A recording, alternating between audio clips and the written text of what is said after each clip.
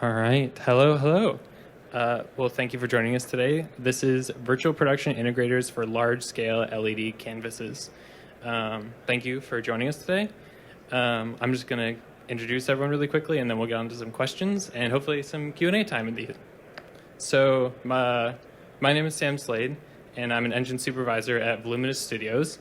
And I've had the opportunity to work on some really amazing virtual production projects.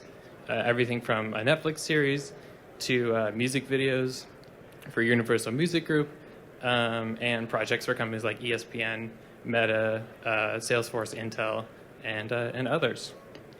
And I'd like to introduce you to our panel here today, who have a really broad range of experiences.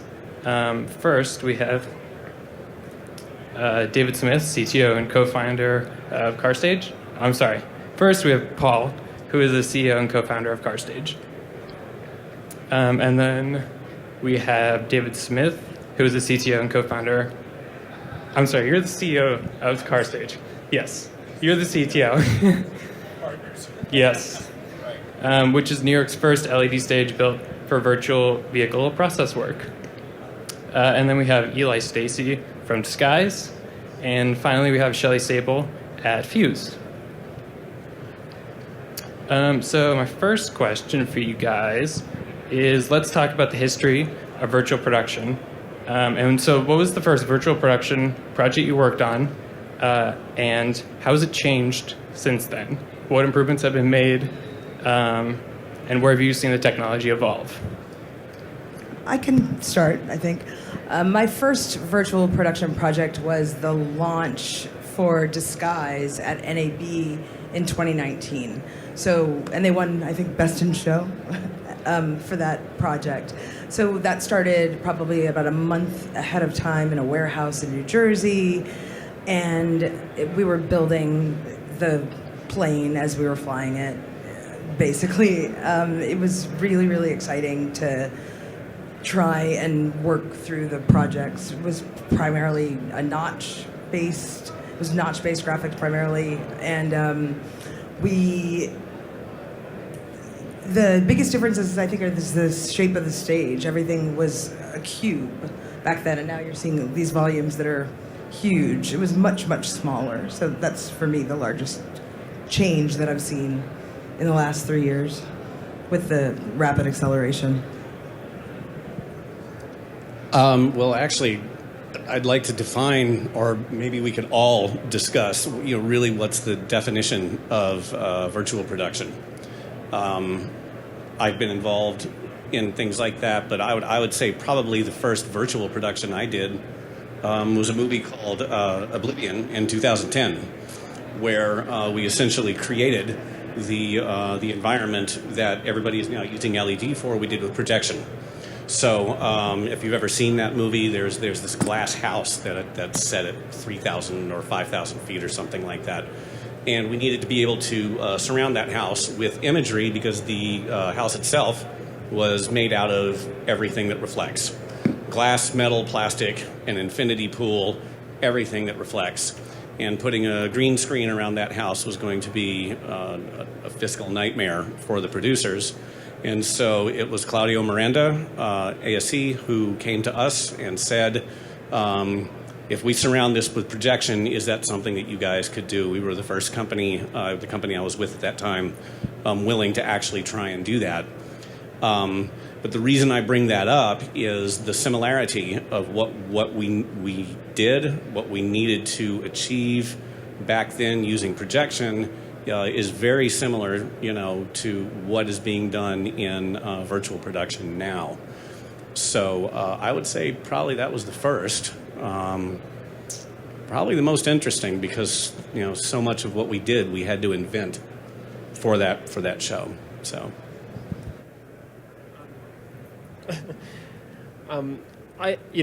On Disguise, I'm on the manufacturer side, so I'm not often the one doing the production, but we do work with a lot of our partners and doing open houses. And I think the first one that I was really involved in and kind of driving a lot of the operation of that was an open house we did with Studio Lab in New Hampshire.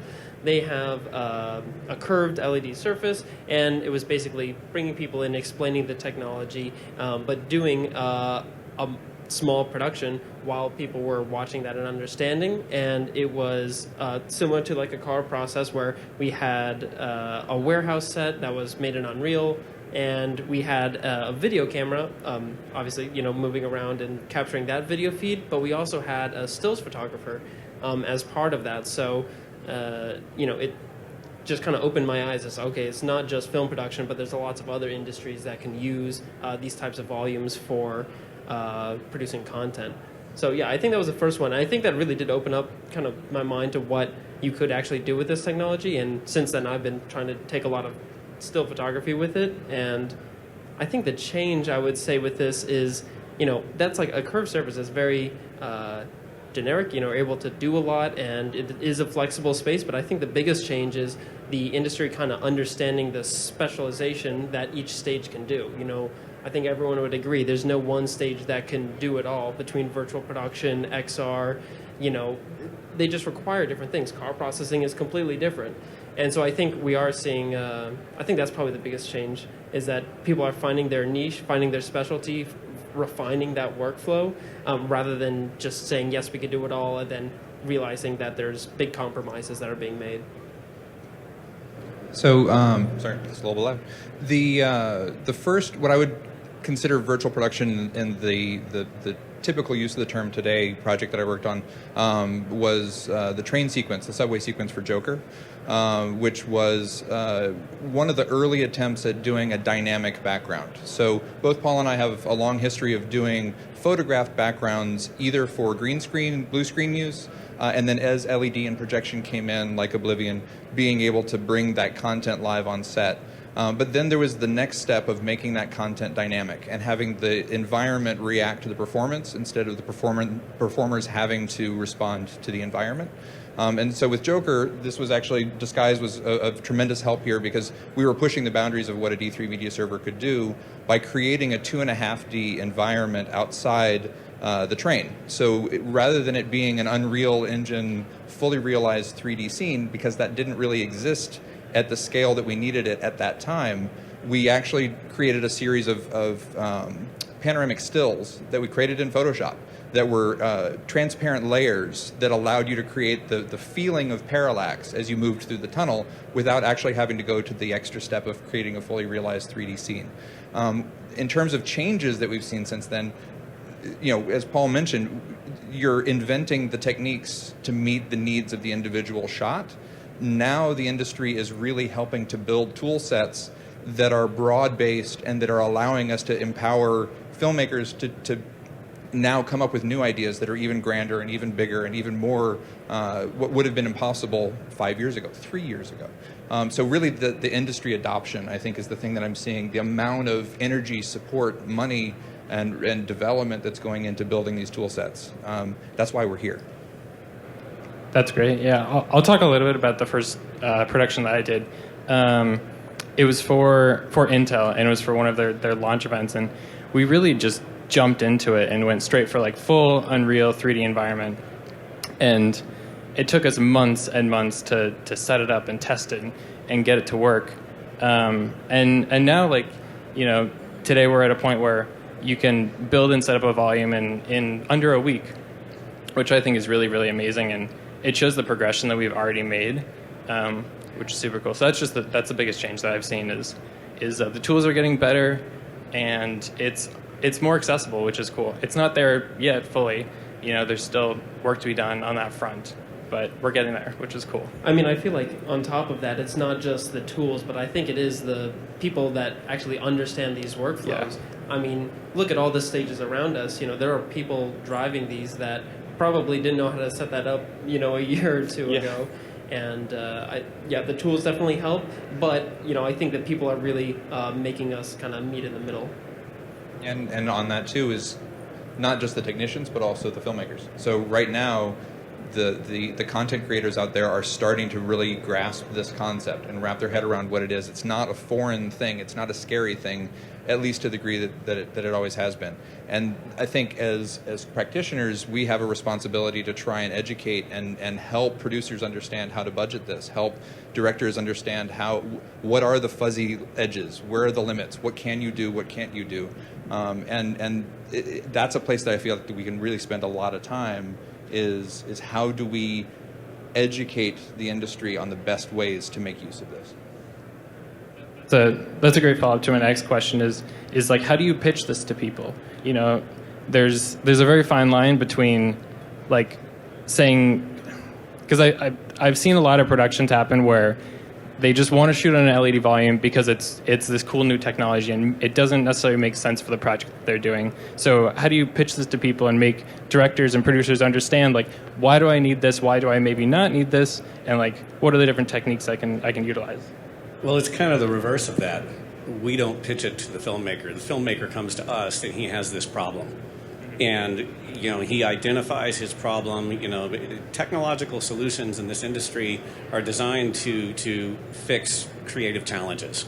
So somebody has a script, they know they need to do a particular thing. They're not really sure how that thing is going to get done. We can reference any number of shows that have been referenced as far as, you know, virtual production goes or the precursors to virtual production. But every single time, it starts with that conversation. I have to do this thing.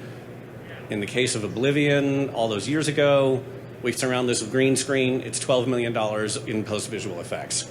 If we surround this with live projection, will it be less than $12 million? And the answer is yes. So we're going to go that way. Now, how do we get somebody to not be nervous about this? That's a harder challenge. And that has been the challenge David and I have faced for the last 10 years because filmmakers by nature are resistant to new technological devices. When you're in rock and roll or live entertainment, something can fail in Chicago, you can get rid of it and do the show again in, you know, wherever, New York. If something fails or doesn't perform properly and it's edited into the final edit of a movie, it's there till the end of time. And so filmmakers are very, very careful about that kind of thing. So it's really a matter of helping them to understand realistically and telling the truth. You know, this is what the technology can do. This is what the technology we know can't do. And this is that middle ground where, you know, we're going to have to take some risks. And, you know, we need to see where they're willing to fall with that kind of thing. I've been very lucky working with filmmakers over the last 10 years, many of which are willing to take those risks. Go all the way back to Iron Man 2. If that was Maddie Libatique was shooting that movie. And that was the very first time a large-scale LED screen was ever put, you know, into a major studio feature film. He had a lot of questions. There was a lot of back and forth. There were a lot of tests, and eventually he said, "Okay, let's try it." And that's really kind of that's the challenge. It's not educating them to use this. It's listening to what they need and then getting them to understand that method A, method B, method C. If this is method C and this solves, frankly, their financial conundrum, then this is the way they're going to go. Yeah, but I do think an education of the client, and you know, there are a lot of people that have never ever worked in this platform before, and when they walk in and their expectations, they need to be met with appropriate understanding of how long it takes and the things that are really important to focus on. You know, the camera motion is another character. Specifically in my experience is primarily corporate events and live events in this virtual production environment, and the way that the camera moves is a huge part of the storytelling. And if you don't have enough time to block that out and have an understanding with your talent and have an understanding with every camera director, if you're dealing with more than one camera, you need to have an understanding of how the whole process works, and having everybody on board from the beginning makes a huge difference, I think. Yeah, I mean, think you hit expectation management. That's the key phrase. How do you make sure that just because somebody watched the behind the scenes for Mandalorian and it blew their mind, that piece was amazing and did amazing things to build momentum for this idea, but it also set, I think, a very unrealistic set of expectations in a lot of people's minds about when is the right time to use this. Not every story is a shiny metal protagonist. So they solved a very specific problem. They had a shiny metal protagonist.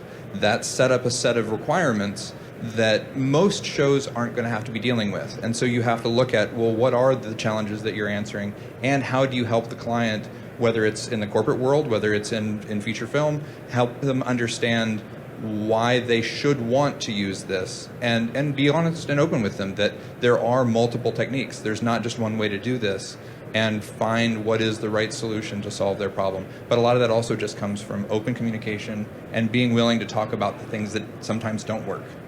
Yeah, I'm really agreeing with Shelley about education because, again, I'm on the manufacturer side, and I'm helping spec out all the systems for so many different stages, and every single one is different. And but every time I say, hey, do you want to do this and this and this, they always say yes. Of course we want to do everything, but it's like you can't really do all of these different things, and I feel like they just don't understand what answering yes or no to some of these questions actually implies. Like, what does that actually change about your production?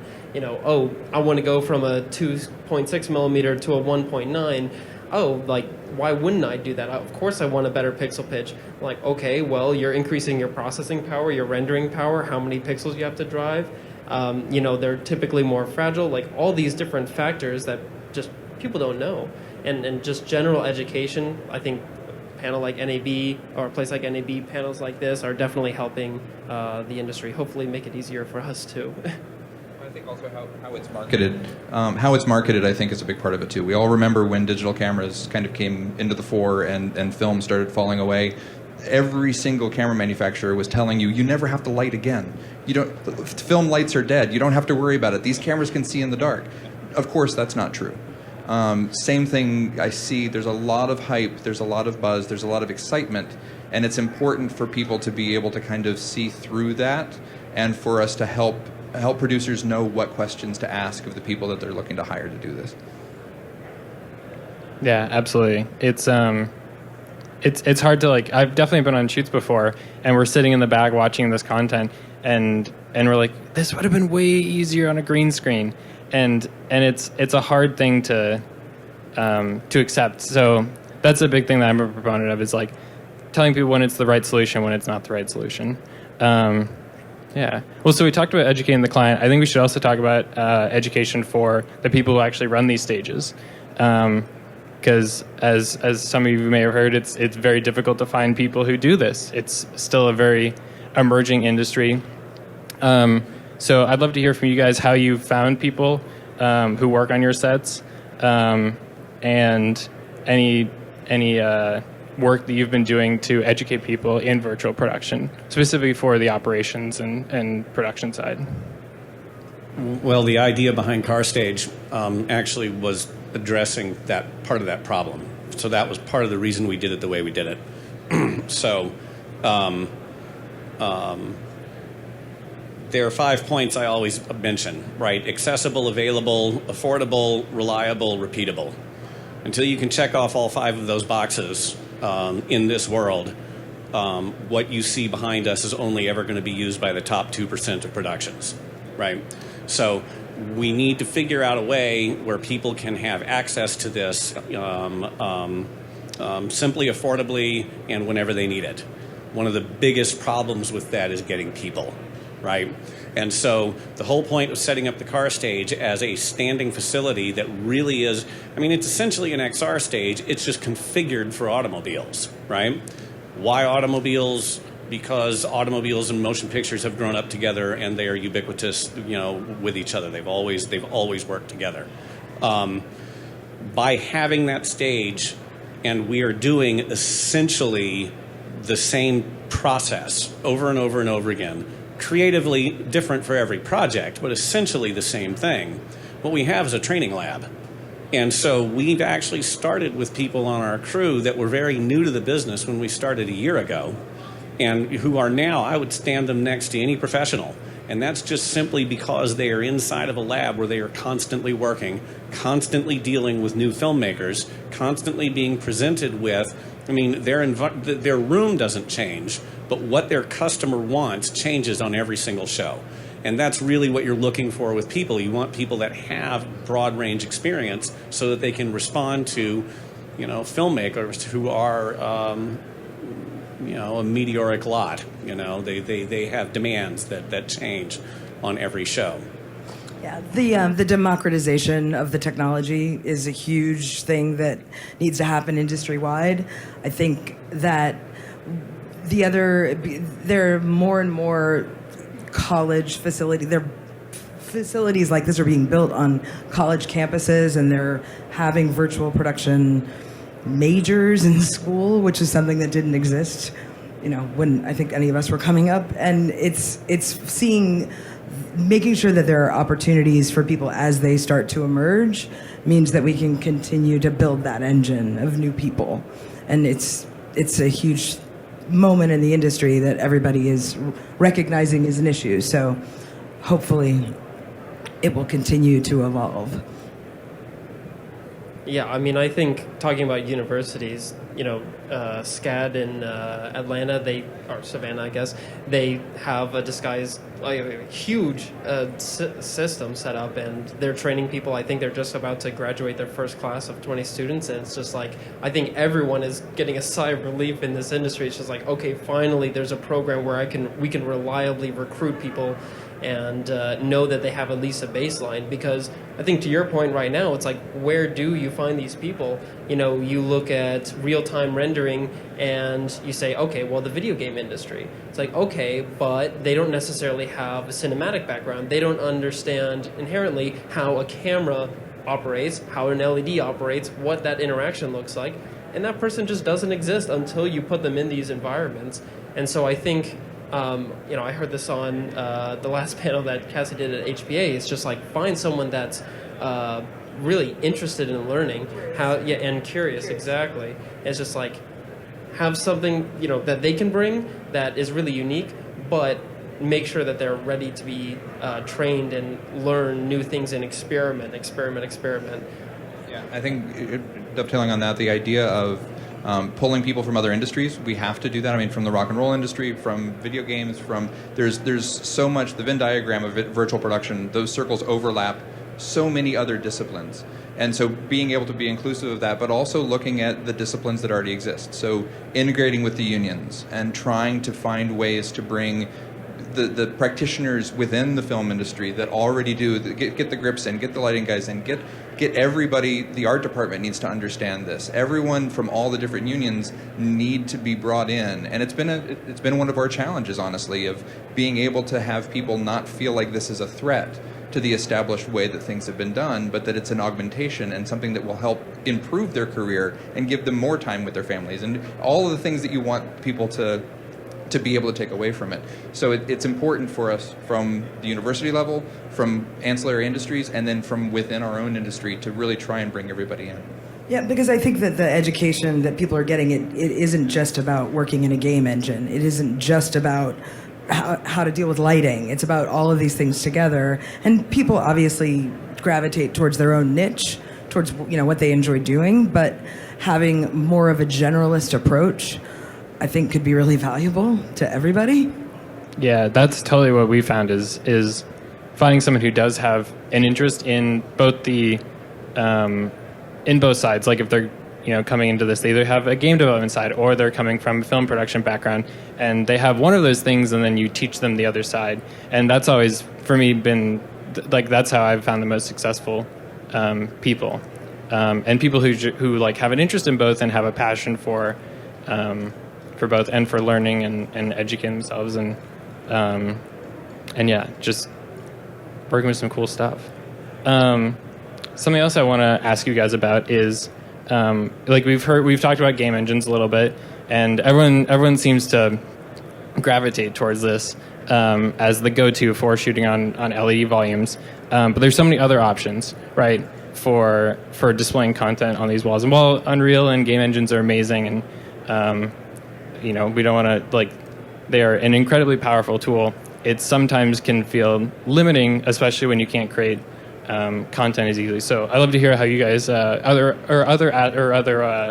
ways that you guys are displaying content on these volumes. Sure, I'll start with that because this has been my world for the last 12 or so years, is building content specifically for whether it started with green screen, but then building content now for LED. So prior to working with CarStage, I owned a company called drivingplates.com, which is a 360-degree moving environment company. It's a stock footage library of moving environments outside of cars. So think of it like Google Street View on steroids. We're continuing with that with my current production company, Third Law Productions, where we now go out on set and create those kinds of 360 environments from the existing set. So if you're shooting a TV show and you have a stunt sequence, you get your arm car out there, you get your stunt drivers, all of that stuff happens, all the normal, single A and B unit footage is captured. Then we come in with the plate car and capture the entire environment for the later use in a virtual production space. Photographed content is going to be hard to supplant for its realism. The amount of kind of glorious randomness that you get out of reality is really, really difficult to fabricate. Where I think the most interesting thing that I'm seeing happening in the game engine space is the merging of those two worlds, where we're bringing photographed content into the game engine world to be able to make a photograph dynamic. So rather than hand modeling something, being able to actually start with reality, start with the thing that everybody recognizes, and then move into a way to make that dynamic. But you're right, virtual production is very successful without needing to take that step. But you have to know where one succeeds and falls off, and then when the other one picks up. And that's experience is kind of the only way you can judge that. Yeah, I mean, I definitely think that talking to a lot of our customers, they are going towards Unreal Engine and real-time rendering. They're just they just want to do it. Same the thing is, it's I just want to shoot it on an LED. And they just don't know how much time that it actually takes. And if you are able to produce a lot of content with a single scene, it makes a lot of sense to do that, especially when it's very difficult to actually get that content in real life. But when you do get it in real life, it's so much easier. You can just play through that video. You can just put it on the background. If it's just someone standing on a wall, why do you need to do that in Unreal Engine? There's no parallax happening in that shot. There's much more realistic lighting, and you're still going to have your real lighting fixtures in either of these workflows. And so we're seeing a lot of people, go with our servers because we can switch between real-time content and pre-rendered or video content. But I think this 2.5D workflow is something that we're going to see a lot more of. And it's not just having different plates and then being able to have parallax between them. I'm almost seeing workflows where they talking about how they take real content. What if you got a topographical map and you also got Google Earth or Maps, and that's now your height map for your world, and you're just doing a very simple mesh with a very simple texture on top of it, but it looks realistic because that's actually what the real mountain looks like in that time of day. So things like that are also make things a lot easier to produce and more efficient. I'm not going in and painting all the trees in the background. It's just a picture. It's just using a different paintbrush. Yeah. Yeah, exactly. It's happened countless times on stage that I've been on where a client comes in and they're like, yeah, I just want to put a photo on the back wall and just make it a little blurry, and it works perfectly for their solution, and also it makes it a lot more affordable too. They're not spending hundreds of thousands of dollars on creating content. It becomes more accessible, which I think is something we're all trying to do is make this accessible. Like you said, for the 99% of productions who don't have $100 million, Well, what it boils down to is we just, photographed reality is not going to be replaced by digital facsimile. It's just not. It's always going to be cheaper to do it that way. The simple fact is that if you go out and you capture your backgrounds and you do it in a way that is aesthetically correct for the project that you're trying to do, it ends up, being essentially, no, I don't want to say the same. It ends up being a perfect solution for what it is you're trying to do. So if you're photographing your background plates, everything that David was just talking about just the beautiful randomness of the real world, that's something that's extremely difficult to create from the ground up. And we are seeing that, in current utilizations of Game Engine. And it is improving, and it will eventually, very much like digital cameras, get to a point where it's going to be a real solution. But for now, the vast majority of our clients, they love the idea of photographed reality. They can just simply, if you have Fifth Avenue in your backyard, go and shoot it, bring it in your stage, you have it. You don't really need to spend the time or the money to build it digitally when you can just capture what you need. Something else I want to hear from you guys is, it's obvious we're all big proponents of this, of course, but I'd love to hear some challenges that you've experienced working with LED volumes, and feel free to get as gruesome or technical as you want. Moray. Genlock. Genlock. Sorry, I didn't know. No, Moray. I mean, that's the biggest challenge. That's, for me, it's been and color. Like, both are challenging, but Moray and color. I'm just gonna second that. Yeah, more. Yeah, definitely, because it's such a struggle. Because I want to be able to say, get a 1.2 mil wall every single day. Because yes, you can get closer, but it means you have more working space to operate in. Like a space like this, for instance. We always want to be shooting perpendicular, like head on onto the LED.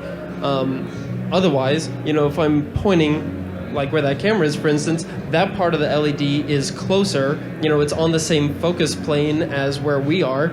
So things like a cube setup, while make a lot of sense to maximize efficiency in that space, you actually run into a lot of issues. In the last panel, Cassidy was talking about the color shift that you get when you're looking at LEDs from different directions and angles, and it changes very slightly. And when you're on a curve, every single panel has a slightly different color shift. And the curve wall helps so that when you are in the middle, you can shoot flat on all the way around.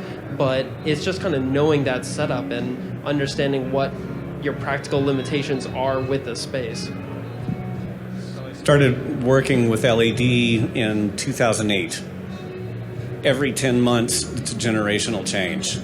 So when you say, get as gruesome as you want, back in 2008, it was really gruesome. So every single one of these LED panels, every single LED in there has a diffuser, and behind it you have your emitters. They're either RGB, RGBA, RGBAW. Back in 2008, that was a clustered design. They were all like this, in a circle, right? So if you got anywhere off of immediately in front of that screen, you had significant, severe color shift. Just getting past that was a real nightmare. Enough people finally started complaining about that in the broadcast industry that the LED manufacturers addressed it, and they did a linear design, right? And so the biggest challenge, I would say, actually, until very recently, in the last couple of years, when these manufacturers are taking this application seriously, was getting them to understand that this is a real thing.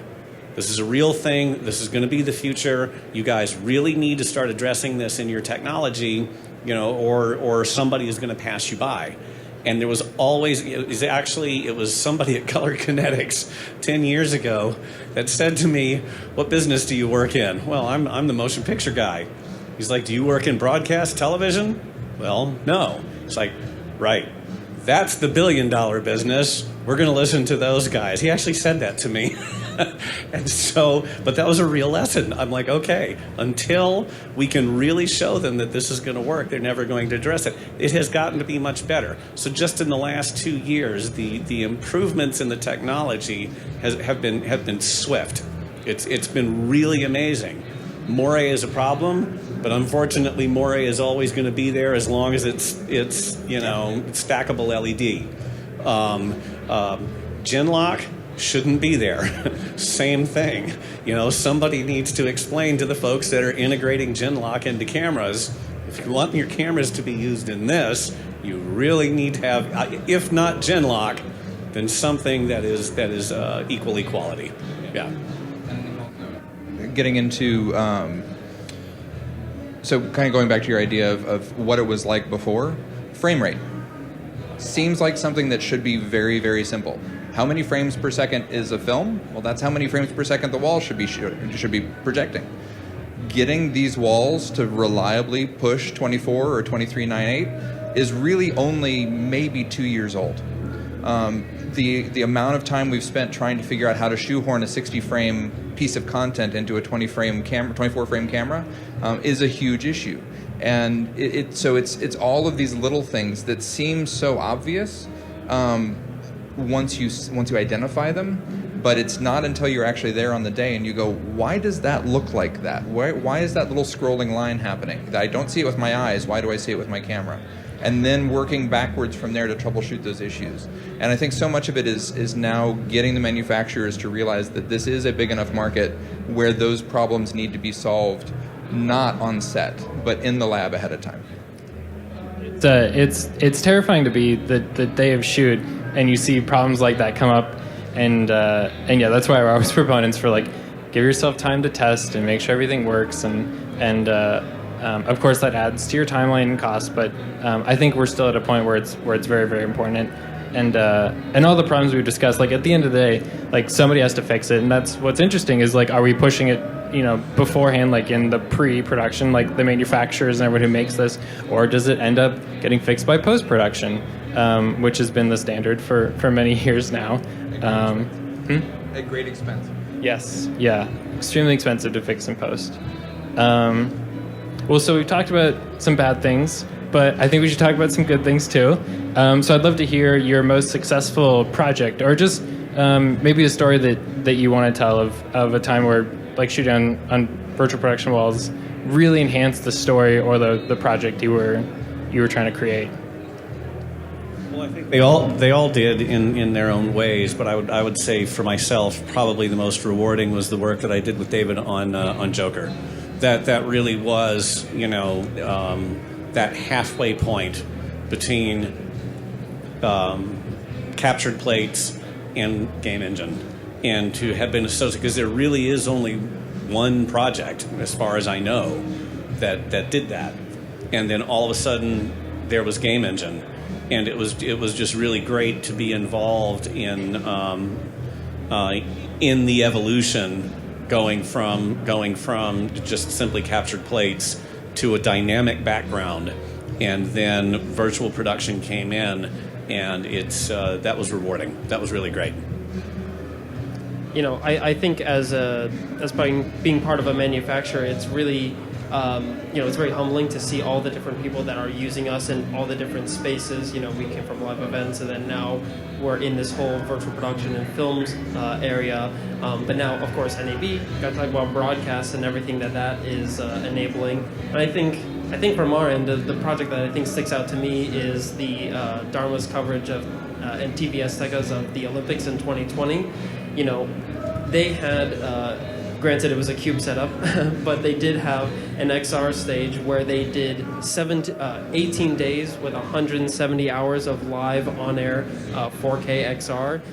That's a big deal. I think, as a manufacturer, I'm really proud of the fact that we can have a product and have a workflow in general that's reliable enough to be able to go in, day out. Yes, it took a lot of pre-production. Yes, it took building it out ahead of time and doing all this planning. But I think it's a testament to how much this has matured in the last 2 years.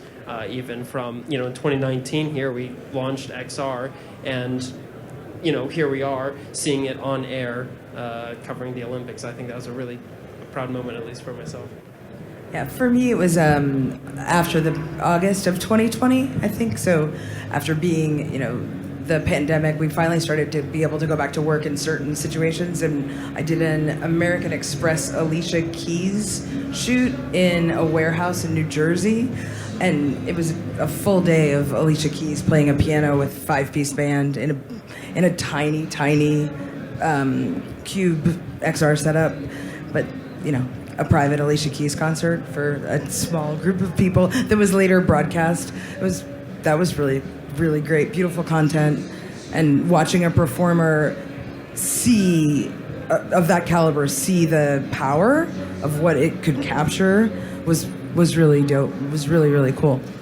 We did one of our more recent jobs on the car stage. It's a TV show that's coming out May 15th, so I can't say which one it is yet. But we had a kind of a small stunt sequence where we had 3 cars. So there was one car following behind a second car that rear ends that car into a third car. And on the stage, we were actually able to have 1 car in the plate and 2 cars physically on the stage. All of this is happening in the snow. So being able to actually have both procedural snow that the VFX team built into the plate in advance, as well as physical snow present on the stage, falling physically on the cars, and then in adding to that schmutz, for lack of a better term, schmutz on the windshield. So imagine seeing one car, the taillights of one car reflecting interactively off the smears of snow on the windshield of the car where the camera is, while looking in the rearview mirror at a car in a plate behind us. So the blending of physical effects, digital effects, and having things happening in the plate, bringing all that together in one moment was, I defy anybody to look at that shot and not believe we shot it on location. So having those kinds of moments when you realize that LED gives you the ability to have atmospherics, to have snow, to have fog, and really embrace that function. Because that, if we had tried to do that on green screen, it never could have worked. Because again, the last thing you want is semi-transparent windows when you're shooting on green screen. So that was one of the times of going, this allows us to do something that really we couldn't have done any other way. Interesting. Yeah, there's this like artist touch kind of thing where, yeah, it's you don't want to make it like whenever you have an artist look at it in post, it's always like stylized to some extent. Even if you're trying to make it look real, you can't always replicate reality, like what we were talking about earlier. So that's really, really cool. It's that integration of virtual and real. Because it really happened. Yeah. Because it actually happened. You had actual snow mixing. It's the combination of all of those things that make it impactful. Well, great. I think I'm going to open up to questions now. I'd love some questions from the audience, if you guys have any. We solved all the problems. That's it. Yeah, we did it. Solve all the problems. Okay.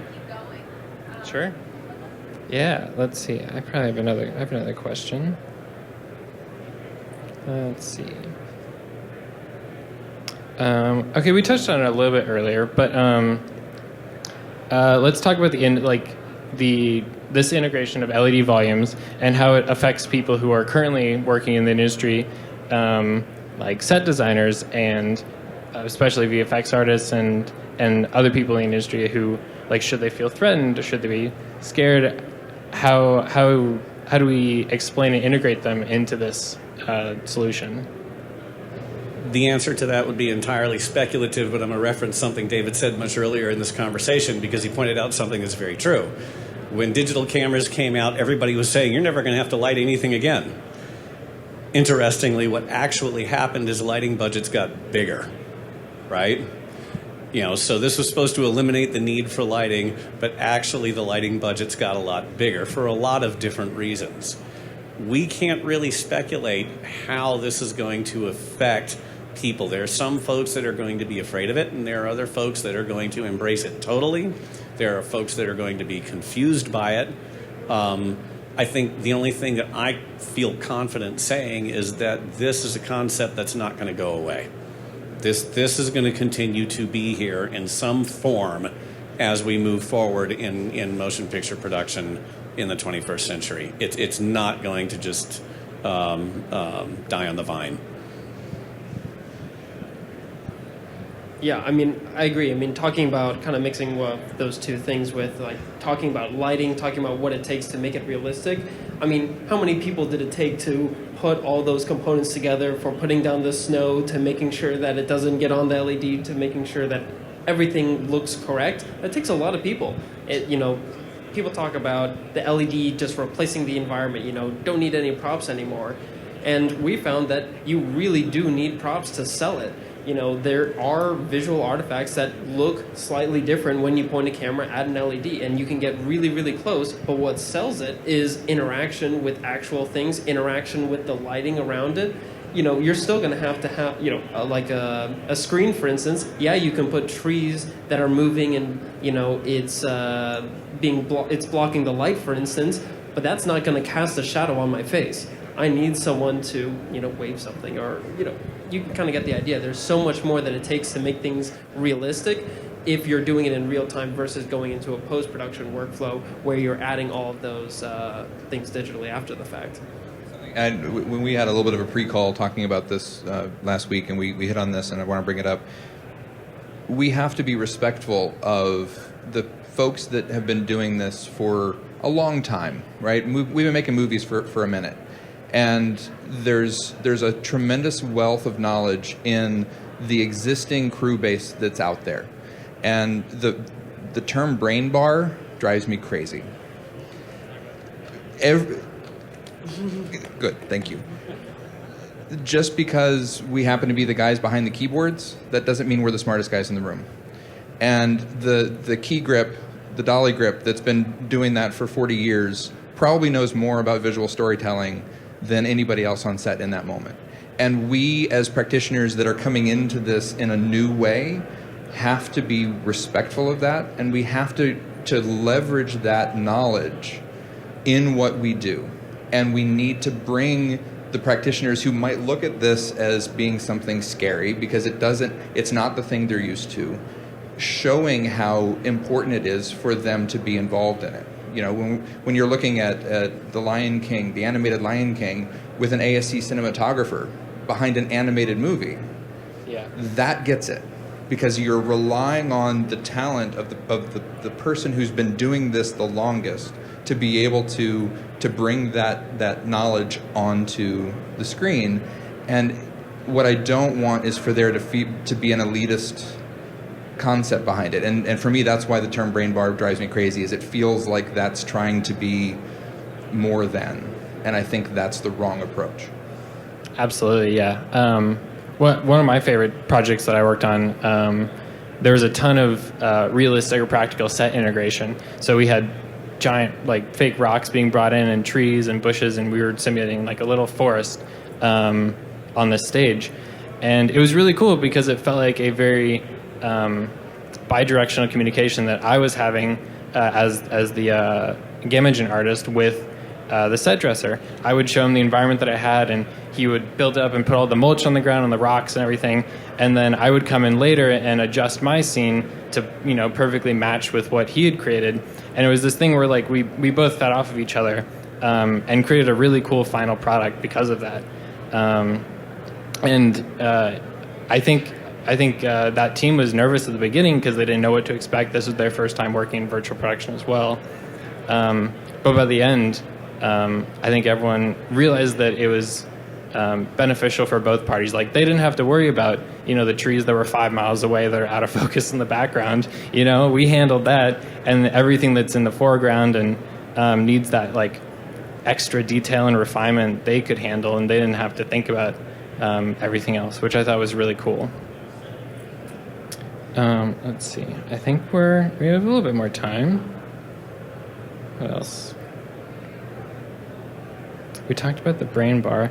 I think it'd be good, even though we don't like the term brain bar. I think it's cool. Oh. You want to talk about roles?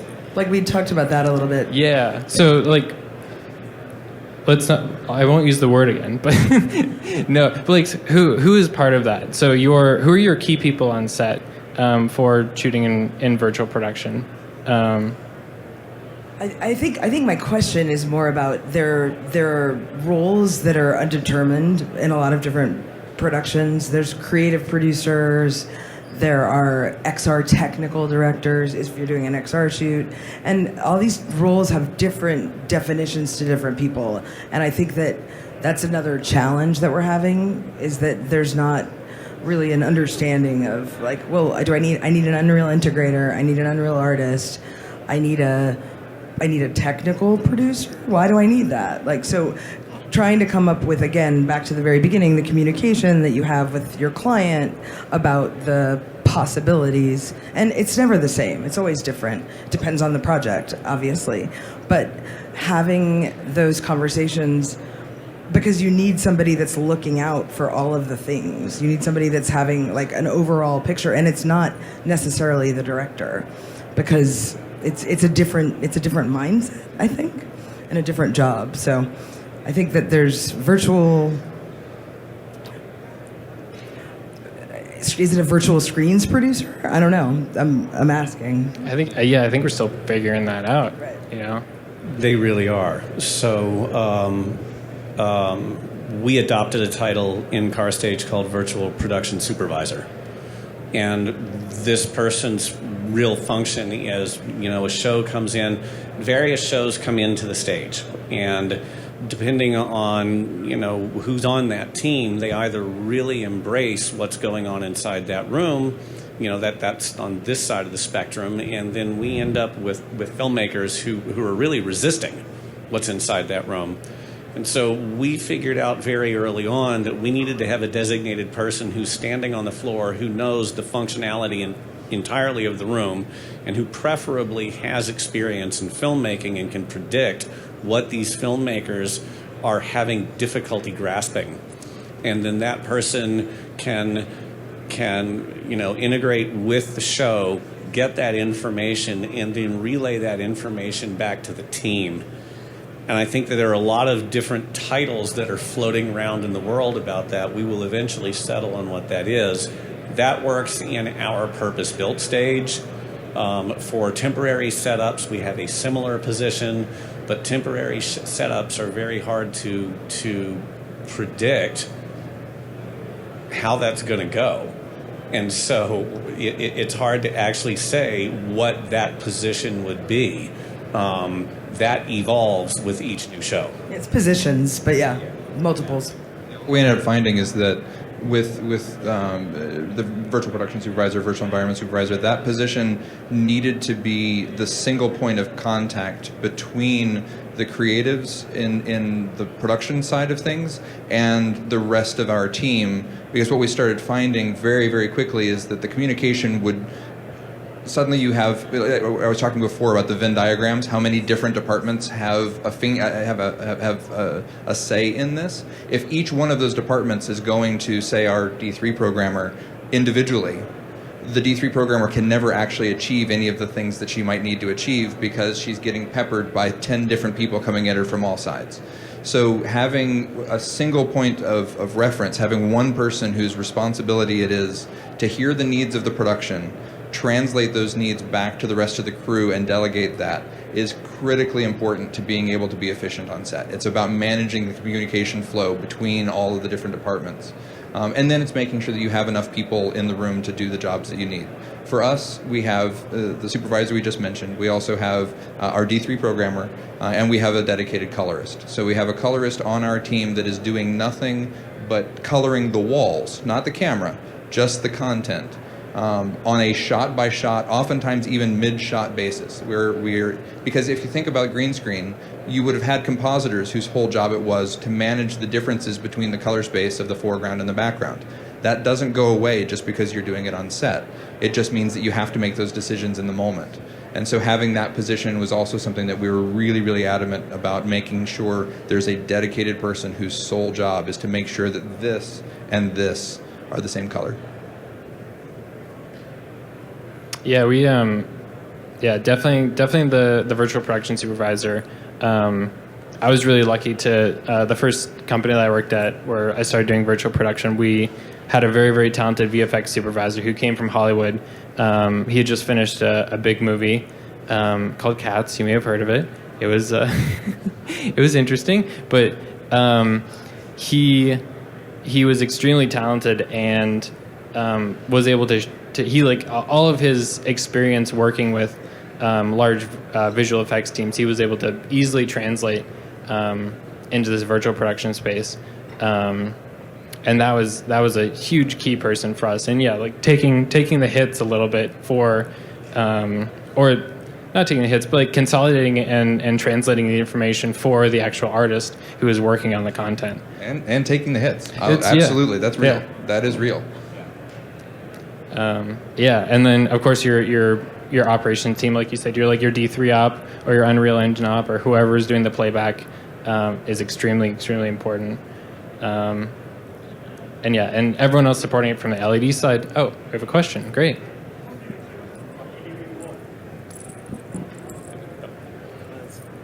Thank you. The question is, how do you choose an LED wall? How do you know which is a good one? As you can tell, well, there is better cameras than other or better lighting fixtures. How do you choose an LED wall? I've been involved in a number of like LED/camera tests and shootouts, and I think the number one thing that I've learned is that there are a lot of viable options out there. There are definitely differences between a lot of the panels, and we were talking about pixel pitch being a very big factor. It's like, okay, well, if you have a small LED space, well, you're definitely going to be wanting to look at sub 2 millimeter for your pixel pitch, but that's really not everything. What is the color space that these panels are able to reproduce? You're talking about frame rate earlier. Okay, well, what about the panel's refresh rate and scan rate?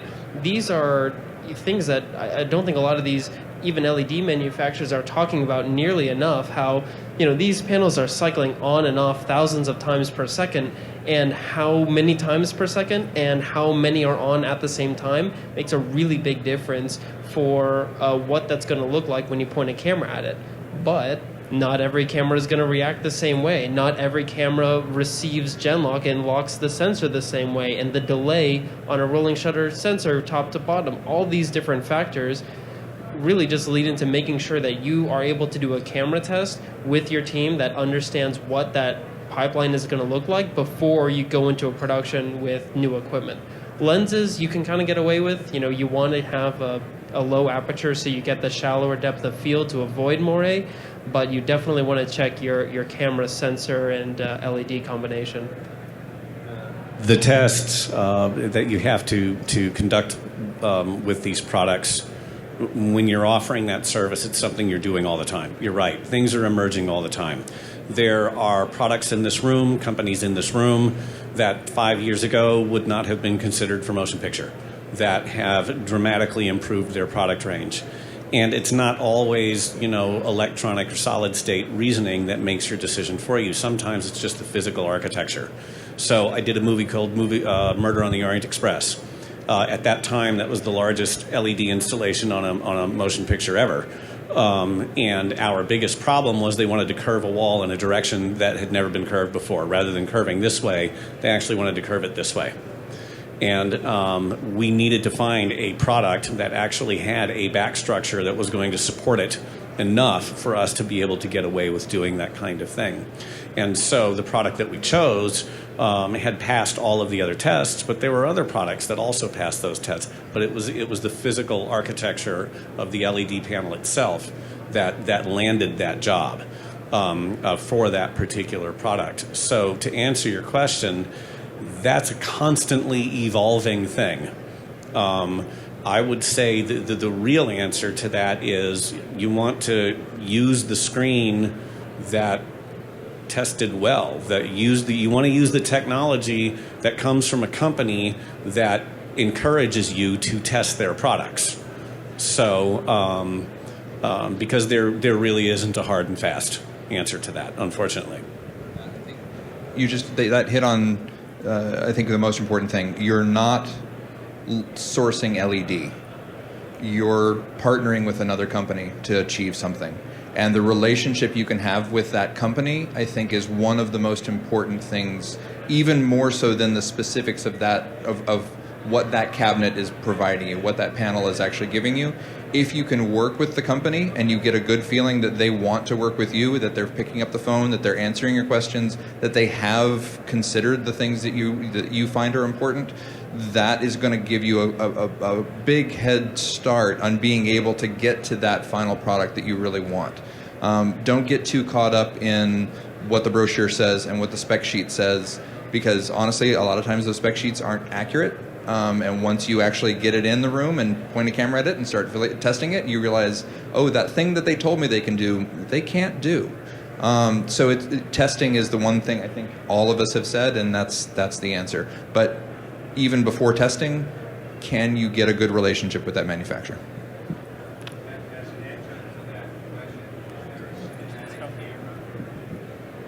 Just so everyone can hear. As an adjunct to that question, is there a cinematic camera that's risen to the top that syncs best and is working with LEDs? RA Mini LF. Mini LF's good. Yeah, I mean, it definitely, I would say a lot of cinema cameras are capable. A key thing is Genlock. You have to have Genlock. That is, if you don't have Genlock, that camera should never be on your stage, period, ever. I've been around for the lawsuits. Seriously, Genlock. Beyond that, it is, my wife's a cinematographer as well. We have a joke that we like to say that a camera is just a box with a hole in it. And in many ways that's true. Every camera is a different paintbrush and is able to create a slightly different canvas, a different picture. The good news is, with the one exception of that Genlock, all of the rest of them are going to be able to succeed. But again, testing is the important part about it. I wouldn't say that there's a single camera that's better than others, but I will say that, yeah, any of the larger format cameras are going to give you a little bit easier time, specifically because the wall will be falling more out of focus when you have a larger sensor than if you have a smaller sensor. So the bigger your sensor, the easier it will be, but that doesn't mean that you can't make it work with a smaller sensor. It's just going to be a little harder. But that being said, yeah, the LF is great, the Sony Venice is great. It really is just about, do you have that minimum technical capability, reliable Genlock? I think, just adding on top of that, I think a lot of cameras are definitely viable, at least in our experience with doing XR specifically, having maybe multi-cameras that you're switching between, or if you're doing things like ghost frame and frame remapping. This is the point where your sensor type becomes really important, so a global shutter is pretty much a must if you're doing camera switching or multi-camera shoots. And in that world, honestly, I think the red Komodo really stands apart. It is a great little box. It's pretty cheap and is able to produce a really good image, and it's a global shutter, and we've had a lot of success with it. But I think the key thing is there's no one silver bullet for everything. It's good for that, but okay, what if I want a larger format sensor, which definitely does help a lot. And Genlock. Yeah, and it has Genlock.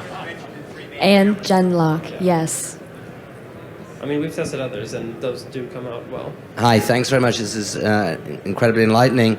I had a question that I've heard some people discussing. Everybody focuses on the pitch, the pixel pitch, and obviously that's very important, the closer you get to the screen, for example. But many cases, you can get something with a lower pixel pitch and build a wall twice the size, and it can still be less expensive than a smaller wall with a tighter pitch. And so do you think there's people are focusing on the pixel pitch too much when they could be building, bigger walls with more kind of off-the-shelf screens? Yes. Yes. Pixel pitch is only one factor. And in fact, I would say it's not the most important. I think color space is far more important than pixel pitch. You're exactly correct about that. This tangentially connects to the whole moire thing. This is just the physical structure that has to be managed, right? So one of the things that you get when you test a lot of different walls is you begin to figure out what is, you start integrating that with depth of field, distance of the camera, distance of the talent to the screen. What is the closest thing to the screen that has to be in focus? What is the distance from that to the screen? Because that ultimately is going to tell you what you can use in terms of a pixel pitch. When I first started doing this, Iron Man 2, that wall was an 11 millimeter pitch. So, but because it was so far... Not 0.1, 11 Yes, 11. Yeah, and prior to that, the LED wall we put into the bar scene in J.J. Abrams' Star Trek movie, that was a 24 millimeter pitch. So you can absolutely use those lower resolution pitch walls. It really just has to do with if you're trying to avoid moire, it has to do with depth of field and distance of object to screen. There's something that people don't talk about much when they talk about pixel pitch, and that is color rendition. So for the most part, the emitter in an LED wall, from one wall to the other, within a margin of error, is about the same size. That little grain of light emitting stuff is about the same size. What's different is how far apart they're spread across the surface of the panel. So what you can translate that into is a ratio of what is light versus what is black. So the farther apart that pixel, the greater the ratio. What it means is a lower resolution panel is going to have deeper blacks than a higher resolution panel. So just because it's similar, there's an analogy to the Arri Alexa. The Arri Alexa is not the highest resolution camera in existence, but it is one of the higher dynamic range cameras in existence. And that's why the Alexa has become the success that it is they recognize that just chasing the higher K number wasn't necessarily the thing that resulted to the best creative tool for a cinematographer. Similarly with the wall, yes, there's certain instances where you need to have that pixel pitch, and then you're going to have to do it. But you have to recognize that you're giving something up to get that higher resolution. On the car stage, we use two different resolutions. We have a low resolution screen that is the one that we put behind the car that we're photographing, and we put a high resolution screen actually over the car. We don't shoot the high resolution screen. It's the exact opposite of what most people expect, because we want to have the better color for the screen that's out of focus in the background. If it's out of focus in the background, it doesn't matter that it's low resolution, but it does matter that it doesn't have good deep blacks. But if you think about, let's put a camera on the hood of the car shooting an actor through the windshield. That windshield is a mirror. The actor is behind the mirror. So that means we're focusing deeper than the glass. Well, if you think about what's reflected in that is now a screen that's over the car, we're focusing on that screen at the same time as we're focusing on the actor. So it becomes much more important for the screen that's not on camera to be the high resolution screen, where the low resolution screen is the one that's behind the car. So it's sometimes counterintuitive, and you have to be thinking through what is the physics involved, what are the optics, test it, but think about why do I need this resolution, and what can I do to what am I giving up to get it, and when can I maybe cheat and get away with something else? And you're right, going with a bigger wall further away, if you have the space, that may be a way to solve, again, solving the financial problem is always the question. And the other questions if you've seen anything coming along with projectors that's getting close, like in the next year or so?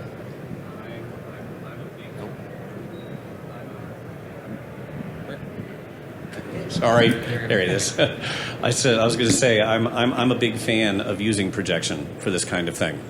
Remember, LED, even the best LED screens, that's a limited spectrum device.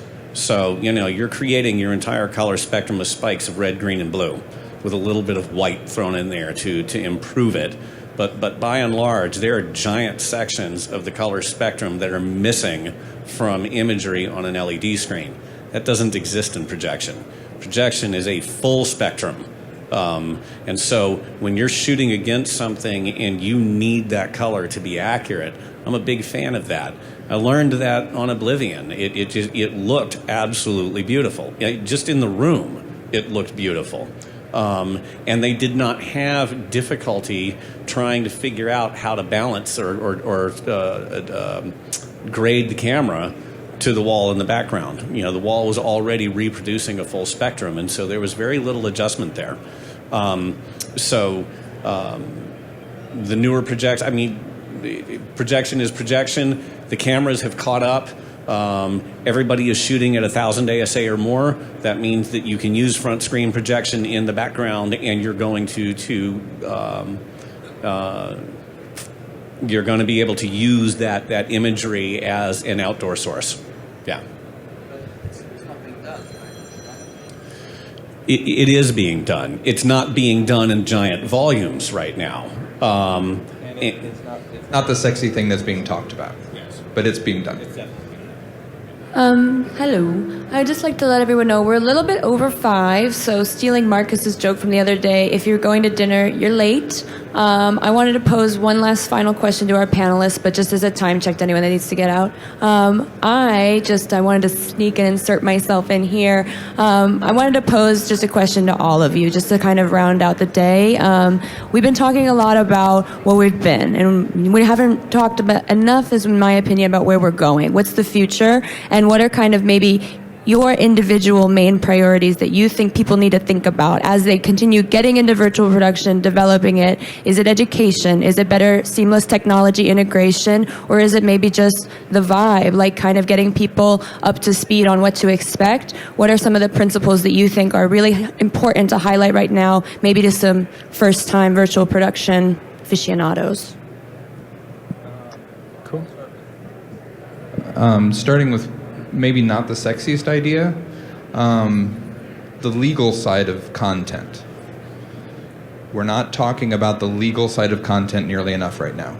Right now, everyone's excited about the Unreal Marketplace and the free assets that you have access to. As a business owner, free scares me.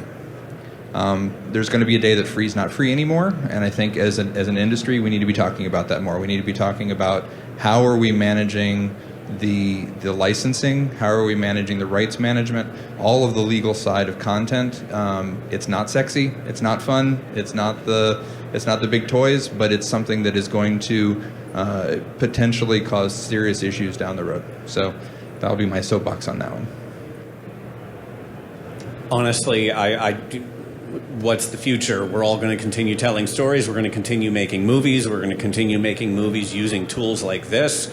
I want to continue to push this concept into the future. And I want, what I would like to see happen in the next 5 years, frankly, is I would like the reality to catch up with the rhetoric. You know, I would like what people are saying about the benefits of virtual production to actually be matched by what virtual production will do. And we've all been through this. You know, this isn't finger pointing. It was the same thing with digital cameras. Like David said, you'll never have to light anything again. This particular digital camera from 2001 looks just as good as 35 millimeter film. We've heard all of these things before. The rhetoric always gets ahead. Eventually, the technology catches up. When that happened with digital cameras, you know, we still use film. I still love film, but digital is really the world right now. And I want to see this become the promise that's being promised in the world. That's what I would love to see happen over the next few years. I think something that I really want all of this LED display virtual production to do is get boring. I want this to be so easy to do that putting up an LED screen is not a big deal at all. I mean, I feel like a lot of us here going to NAB and seeing all the XR stages, you know, we've been in this industry for a while now, and it's kind of starting to feel a little bit boring just because you have a screen is not, you know, such a big deal anymore. And I think it's once it becomes commonplace, I think that's when we're going to really focus more on storytelling rather than, you know, using this and kind of shoehorning in some way to use this technology as the story. It's not, it's a tool. And well, one is keep it that way. Yeah, on that note, I think the democratization of the technology and seeing what is going to happen with, you know, people shooting with, like, you know, the LiDAR capabilities in their iPhone, and like what a kid alone in their, you know, apartment right now in like somewhere in the middle of the country is playing around with, and how that is going to affect all the advances in what we do is what I'm looking forward to. What's next? I totally agree with everything you guys have said. A big thing for me is, or something that I've realized is I don't know what's next. And like if you were to ask me 5 years ago, you know, what, like I wouldn't even know what virtual production was, or I'd never heard of it before. So I'm excited to see what comes out of it, and I don't know what's next or how to predict what's upcoming. And I think that's what's so exciting about it is everyone here is like on the front lines of this really cool technology. And you know, like I said, like hopefully it does get boring, but I think there'll be new exciting things that come out of this or that evolve from this. And I think that's going to be the most interesting part. And then just on a personal level, I'm a big proponent of, we talked about it before, but the education. The company I work for, Voluminous, is very, very much trying to be in the educational space and educating people how to do this. And because we feel that's a very lacking part of the industry right now. And we really want to usher in the next generation of filmmakers into this technology. Yeah. All right. Well, thank you guys so much for joining us today. And enjoy the rest of NAB.